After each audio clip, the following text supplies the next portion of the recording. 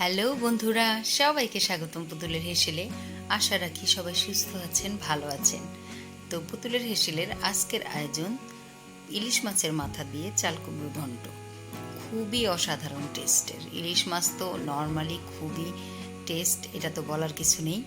তো সেটারই মাথা দিয়ে আজকে চাল কুমড়োর ঘন্ট করবো। তো চাল কুমড়োটাও ছিল এত বেশি কচি, তো এভাবে আমি প্রায় রান্না করি আমার বাসায়। সেই জন্য ভাবলাম বন্ধুদের সাথে একটু শেয়ার করি রান্নাটা, যদি বন্ধুদের ভালো লেগে যায় এই জন্য।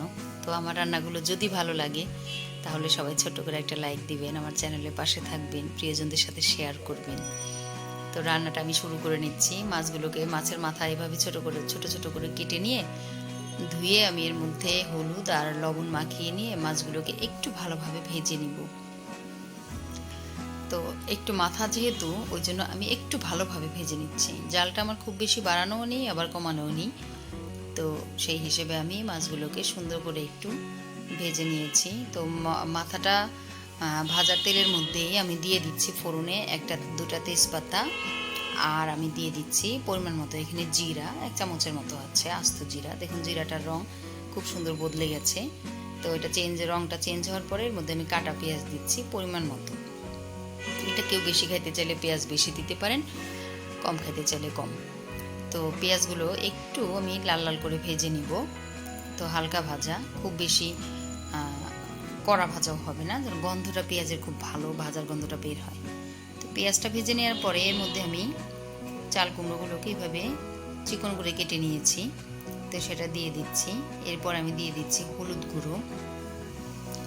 হলুদ গুঁড়োটা দেয়া হয়ে গেলে এর মধ্যে আমি এখন দিয়ে দিব জিরা গুঁড়ো। হলুদ গুঁড়ো সবই পরিমাণ মতো, যার যেরকম প্রয়োজন সেরকম দিবেন।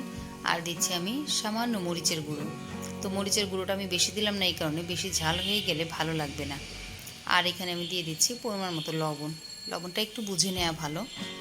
তো আর এখন আমি দিয়ে দিচ্ছি কাঁচামরিচ। চাল কুমড়ার সঙ্গে কাঁচামরিচটা বেশ ভালো যায়, ওই জন্য আমি এখানে কাঁচামরিচ দিয়ে এখন সব মশলাগুলোর সাথে চাল কুমড়োটাকে খুব ভালোভাবে আমি মিশিয়ে এখানে রান্না করতে থাকবো।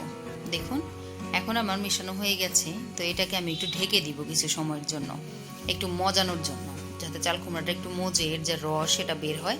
তাতে আমি চাল কুমড়োটাকে খুব সুন্দর করে মশলার সাথে কষিয়ে নিব। এতে চাল কুমড়ার নিজস্ব একটা টেস্ট তো অবশ্যই আছে, এবং মশলা ঢোকার পরে আরও টেস্ট বেড়ে যাবে। দেখুন চাল কুমড়াটা কিন্তু কমে গিয়েছে, এটা বেশ ভাপে খুব সুন্দর কমে গিয়েছে। দেখুন এখন আমি এটাকে, চাল কুমড়ো তো খুব নরম সবজি, তো এখন আমি এটা যেহেতু হাফ ভাপানো হয়ে গিয়েছে, কষানো হয়ে গিয়েছে, এখন আমি এটাকে পুরোপুরি সিদ্ধ করার জন্য এখন আমি দিয়ে দিলাম। তো ঢেকে দিচ্ছি। দেখুন সিদ্ধ হওয়ার জন্য দিয়েছিলাম, এখন পুরোপুরি সিদ্ধ হয়ে গিয়েছে।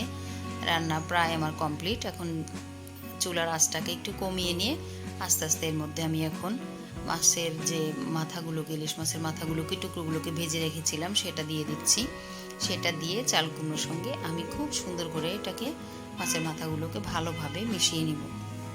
দেখুন ইলিশ মাছের টেস্টটা এত অসাধারণ যে মাছের মাথাটা দিয়ে রান্না করা হোক, মাছ হোক, সেটা সবভাবেই আসলে অনেক বেশি টেস্টের ব্যাপার এটা। তো মাথাগুলো মেশানোর পরে এখন কিছুক্ষণ ঢেকে রেখেছিলাম, কী যে সুন্দর গন্ধ বের হয়েছে, তা আপনারা করে দেখবেন, আশা রাখবো যে ভালো লাগবে। তো এখন মোটামুটি রান্না আমার শেষ। দিয়ে দিচ্ছি আমি ধনে পাতাটা আমি এখানে একটু বেশিই দিয়েছি।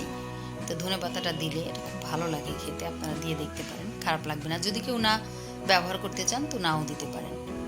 তো ধনে পাতাটা দিয়ে আমি এখন ভালোভাবে একটু জালটা বাড়িয়ে নিয়ে এটাকে ভালোভাবে মাছের মাথা, ধনে পাতা, চাল কুমড়ো মিশিয়ে দিব। দেখুন জালটা একটু বাড়ানো ছিল, চাল কুমড়োটা আরও কমে গিয়েছে। দেখুন এটা মজে কমে গিয়েছে, খুব ভালো রান্না হয়েছে। দেখুন এখন আমি আপনাদেরকে ঢাকনা খুলে দেখাচ্ছি। একদম মাছের মাথাগুলোকে সুন্দর মিশিয়ে দিয়েছি। তো চাল কুমড়াটা আমার বেশ মাখা মাখা হয়েছে মাছের মাথার সঙ্গে। দেখুন আমি আরেকটু এটা নেড়ে দিচ্ছি। একদম আমার চাল কুমড়ো ঘন্ট ইলিশ মাছের মাথা দিয়ে রেডি। আপনারা করে দেখবেন, ভালো লাগবে। তো সবাই সুস্থ থাকবেন, ভালো থাকবেন, নতুন নতুন রেসিপি নিয়ে আসবো। আর প্লিজ প্লিজ প্লিজ সবাই আমার চ্যানেলটাকে সাবস্ক্রাইব করবেন, আমার চ্যানেলের পাশে থাকবেন। সবাই সুস্থ থাকেন, ভালো থাকবেন।